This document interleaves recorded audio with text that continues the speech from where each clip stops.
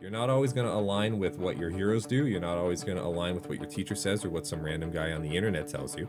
But having more knowledge is never a bad thing when it comes to learning music. It's only going to broaden your horizons and push your musicianship to new levels.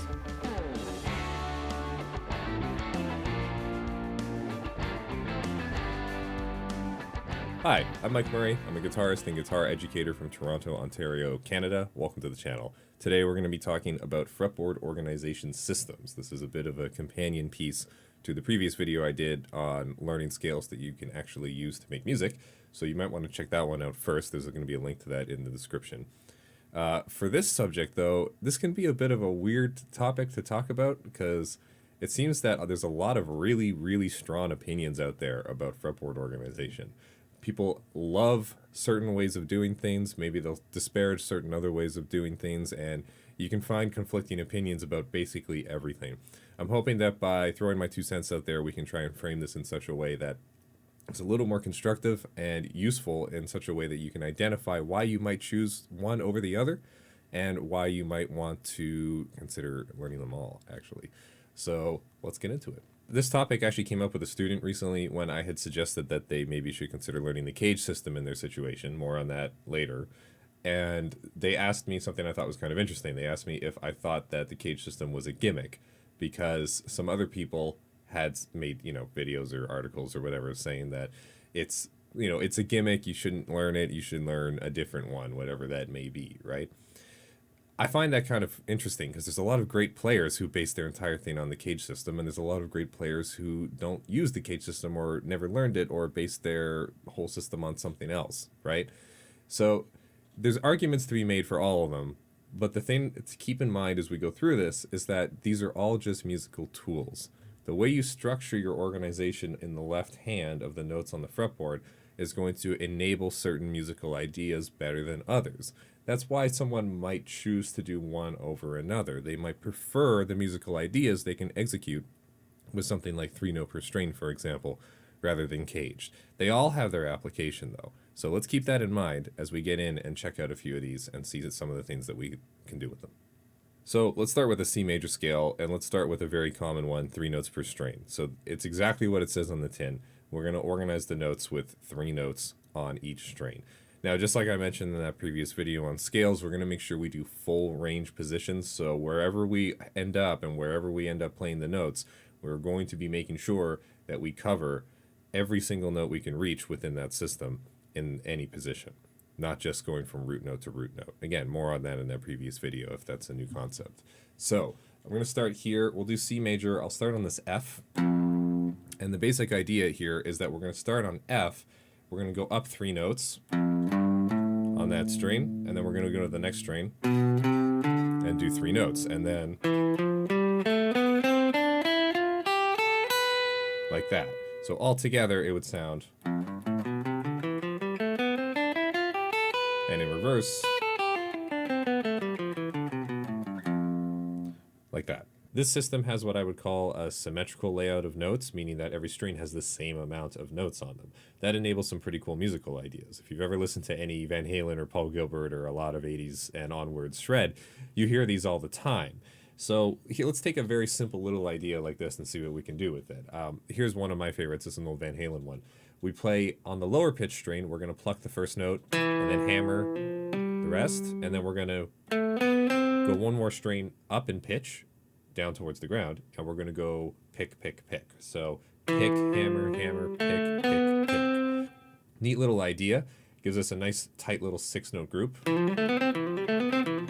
It's very easily repeatable. What's cool about this is that we can take that basic idea and we can turn that into something that's very easily expandable because all the strings have the same amount of notes on them. So this little idea that we had here could be done on a different pair of strings, something like this. There's the same thing, or there it is there. Or we could do it all the way across. Something like that. You can also take that and then do it to other positions with the same thing. So we started down here on F, I'm going to start on G, same thing. So the notes would end up being... And again, 3 notes on every string means we can take that idea of pick, hammer, hammer, pick, pick, pick, and then move that across all of them. etc. That's a great advantage of anything that has symmetrical layout, is that your ideas can easily be transformed into something that you can move across the entire fretboard if you're familiar enough with those shapes. You can also take ideas like that and turn them into something a little more interesting by skipping strings, because again, the symmetrical layout of the notes of the strings means that you can end up with something kind of cool. Something like that. You end up crossing larger intervals with very little work required because of the way that the layout works. Very cool. Rhythmically, this is also a useful thing to practice because it covers groups of 3s and 6s very neatly. Meaning, if you have a rhythmic group of 3, let's say like a triplet, 1, 2, 3, 1, 2, 3, 1, 2, 3, then you can very easily make sure that you're playing quick groups that line up on that. Because the beginning of each group of 3, 1, 2, 3, is going to be in a consistent spot on each string. So if I did that one, 1, 2, 3, 1, 2, 3, 1, 2, 3, 1, 2, 3, the beginning of each group of 3 lines up with my index finger playing the first note of the 3 on each string. Psychologically, that's very easy to think about, and it makes it very easy to pull out quickly during an improv or something like that. If you do a different system, it's not that you can't do that, it's just that maybe it might be harder to get those triplets to sit neatly at very high speeds because the starting point is going to keep shifting within the position. It's not going to be as consistent as that. This also works with pentatonic scales. Pentatonic scales, those ones that you already know most likely, are 2 note per string, meaning that they're also symmetrical, just with fewer notes on each string. Let's use this basic A minor. A very common lick might be something like this. So taking that 2 note per string pattern, splitting up into groups of 3 strings, 1, 2, 3, and then doing it from starting on the first string, starting from the second string, starting from the third string, etc. Very easy to turn that into something that you can really get a lot of mileage out of. Another thing that is very useful and I see mentioned a lot is using octaves. Now this is really great for learning your fretboard just in general because, you know, here's an A. If we learn that 2 frets and 2 strings higher is another A, then it makes it pretty easy for us to find notes. You probably are going to start off learning notes on the 6th string, maybe to learn your movable chords or something like that. So this can be a quick way to help you find the others by memorizing where the octaves sit in relationship to each other. Very useful, but in terms of musical application, I also think that this has some other great options. I'm going to show you one of my favorites. We take anything that we can put on these 2 strings here, the 5th and 6th string, we can do what's called octave displacement, where we take the exact same pattern and just move it up an octave. And if we do it on these 2 strings, switching to the middle 2 and then to the first 2, it's actually going to have the exact same left-hand fingering every time, which is pretty neat. Here's my favorite example of this. I like to take a major 7 arpeggio, so we'll do A major 7. Starting from the 7th, it's going to be G sharp in this case. So we go G sharp, A, C sharp, E on those strings. Then I'm going to go to the next G sharp up and just copy paste the fingering, which is going to give me exactly the same notes, G sharp, A, C sharp, E. That ends up being the same idea copy pasted into a higher octave. We can do it again by carrying it up another octave shape. This one's a little bit wider because of the difference in tuning between the 2nd and 3rd string. It ends up being 1 fret wider than the initial octave shape was. So, pretty easy way to get a lot of mileage out of that one idea. I like those a lot because it's cool. You get this sort of structured run up instead of it being like a scale run, something like that, where it's not the same notes in every octave, it's actually constantly changing. And this one, it is the same notes in every octave. And it ends up giving you a very structured sound, a very interesting way to kind of run up a lot of notes really fast. A very useful musical application of learning your octave shapes. So there's a million more of these, like way more tricks you can use to do this. Highly recommend playing around with like single string stuff because that really enables some very interesting slides and hammer-ons and pull-offs and stuff like that if you cover the entire range of a single string. All of that is great. So let's bring it back to that caged method for a second. All right, that was the one I mentioned at the beginning of the video that I had suggested to that student of mine. The thing about the caged method is that it's got, you know, some limitations, for sure. I totally understand where people are coming from where they say that they feel like it's a bit of a gimmick. I'm not going to talk so much about musical application for the cage system. What I want to talk about for the cage system is actually educational application. If you're at a certain stage in your learning, I think the cage system is pretty much the best one to go with to get started. Here's why. So here's the basic premise of the cage system. There's a chord shape, and then there's a scale shape that sits on top of that. Those chords are based on the open chords C, A, G, E, and D, and they actually appear in that order. This fact that it spells a word is just a very happy little coincidence, and the fact that that word actually kind of is applicable to it is kind of neat.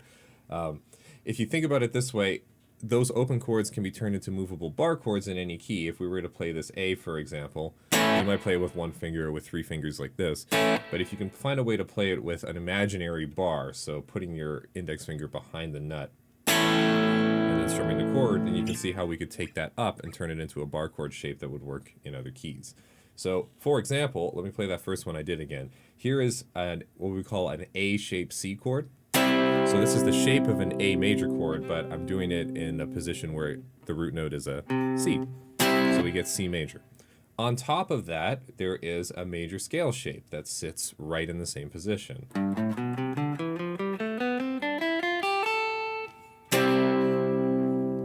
And then you would move up to the next one. The next one would have another C shape. This one's based on an open G chord. And then there would be a major scale shape, etc. for each of those 5 chord shapes. So why is this useful from a learning standpoint? I'm going to say something here. The cage system organizes your fretboard in the same way that music organizes sounds. All right? So let's think about that.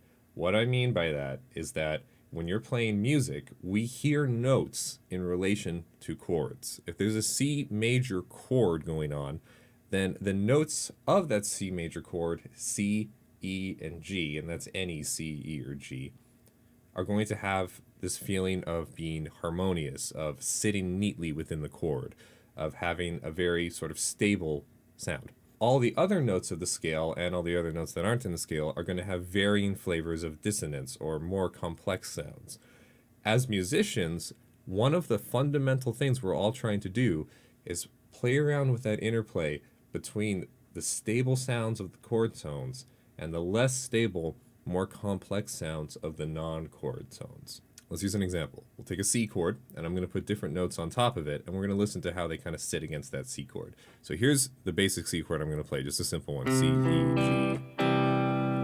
If we take another note that matches the chord, so another C, another E, or another G, and we place that on top, it's going to sit very neatly. It's going to sit very, very comfortably on top of that. So here's a C, here's an E, here's a G. That's great. Now, if we take some of the other notes that don't necessarily fit the chord from the key, let's try D. Ooh, that's a much more interesting sound. And in terms of melody, we probably, not necessarily, but probably won't want that to be our final resting point, but we can use that in the middle or beginning of our melodies for sure. Resolves very nicely down into those more stable sounds, right? Same thing with an F. Now that's a very complex sound, but it resolves very neatly down to an E or up to a G. So if we hear notes on top of chords, and if that's just how our hearing works in relation to music, then as guitar players, we need to be able to think about how the notes we're playing relate to chord shapes, all right? So if we know that this is a C chord, then we can see very neatly which notes out of this scale end up fitting that C chord shape. The ones that are in both are the notes that are going to sound nice and harmonious on top of a C chord. However, there's actually a few extra notes in there, which is why you might want to learn as a third thing. In fact, I shouldn't say might. You should learn as a third factor of the cage system an arpeggio shape that fits on top of each one. An arpeggio just being the notes of a chord played separately. So here would be a C chord in this position. Here would be a C arpeggio in this position. And then here would be a C major scale in this position. All of those things have a relationship, and the cage system organizes your fretboard in such a way that it makes those relationships very easy to see. Consequently, I teach this very often to people who are at an early stage of learning their fretboard, because it's very common that if you're at the stage of trying to figure out the fretboard, you're probably still at the stage of trying to figure out exactly the mechanisms that make music in general work as well. This is sort of a twofer kind of situation. You can learn both at the same time. Very, very useful. Now, not necessarily the best system for shred, right? The advantage of those symmetrical scales we looked at earlier is that it was very easy to take ideas and play them really fast and move them around very easily. This one, not so much, because these shapes are not symmetrical. They usually are going to have a mix of 2 or 3 notes per string. But these are great for playing simple melodies where you're trying to quickly identify chord tones. That ability to identify chord tones is really important even if you're using some of the other ones. So I have a theory. My theory is that the people who really, really, really are really amazing players and use different systems, they all already have kind of that basic understanding of music and how those chords and notes relate to each other. They're going to use the scale shapes that enable the musical ideas that are in their head the best. Quite frankly, that's what we're all going to end up doing given enough time. If you already have that basic musical understanding, I often will not teach the Cage method actually to people who already have that going on because frankly they don't need it, right? It's really, really useful if you don't have that, though. It's extremely useful, and it's something I wish I had learned when I had started off, because otherwise it took me a lot longer. I was in this position that a lot of people find themselves in for a really long time, where you can play these scales really, really fast, and you actually know all the notes on the fretboard already, but you don't really have that connection between chord tones and melody kind of figured out completely yet. So there ends up being a lot of noodling and a lot of, why did I sound good yesterday but I don't sound good today? Well, probably because yesterday you were landing on the right notes and today you're not, but none of it was intentional. So this can be a way to help you learn both of those at the same time, and it's why I advocate for it so much. So, is there a best way to organize the fretboard? Well, it depends. What are you trying to do? What stage of learning are you at? What musical idea are you trying to get out? These are all things that you got to factor in. Most great players will have 1 or 2 systems that they lean on really heavily, but they probably all know a lot of them and make use of a lot of them on a regular basis. That's just kind of how music is. You don't want to be arbitrarily shutting out knowledge because someone else in some other situation said that it didn't work for them. If something gets your attention, you should get in there and you should learn what it's about. You should see if that is something that might enable what you're trying to do. I'm going to quote the great Carl Verheyen here. Learn everything you dig. If it gets your attention, there is value in there. Get in there, figure it out for yourself, and see if it's something that you might like. You're not always going to align with what your heroes do. You're not always going to align with what your teacher says or what some random guy on the internet tells you. But having more knowledge is never a bad thing when it comes to learning music. It's only going to broaden your horizons and push your musicianship to new levels. That's about it for today. Thanks so much for watching. If you made it this far, I really appreciate it, and I hope that you got something useful to think about in exchange for your time. If you're interested in any of these methods, definitely go look them up. There's a lot of great info out there, and get multiple opinions. One person's opinion is just coming from their angle. Try and get as many different thoughts on a subject as you can, and then see what you think about it. See if you can figure that out.